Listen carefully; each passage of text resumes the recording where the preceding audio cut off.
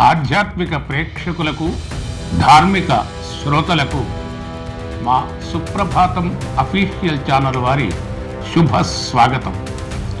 కాలచక్ర భ్రమణంలో మనిషి ప్రతి క్షణం రేపటి ఆశలు, ఆశయాలు, అభ్యున్నతి, అన్వేషణలో, గత జ్ఞాపకాలలో, వర్తమానంలో జీవిస్తూ రేపటి స్వప్న లోకంలో, స్వప్న సౌధాలలో విహరిస్తున్నాడు. ఏమాత్రము ఆత్మజ్ఞాన సాధన చేయడం లేదు.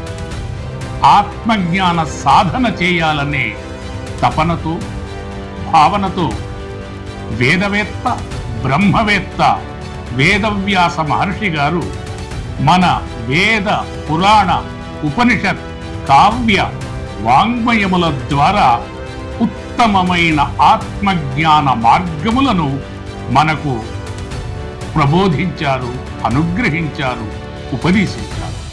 వారి వేద, పురాణ, వాంగ్మయ సాహిత్యాన్ని ధార్మిక లోకానికి అందించాలన్న సత్సంకల్ప భావనతో ఈ పురాణ ఆధ్యాత్మిక కథా కథనాల సమాహార మాలికగా ఈ ప్రభాత వాణి, ప్రబోధవాణి శీర్షికతో మేము అందిస్తున్నాం.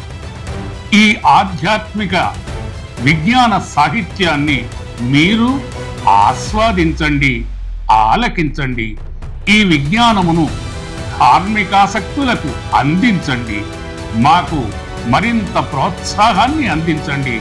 త్వరలో మేము ప్రసారము చేసేటువంటి మా ఈ మహాభారతము ధారావాహిక ప్రసారమును మీరు వినండి, తప్పక వినిపించండి.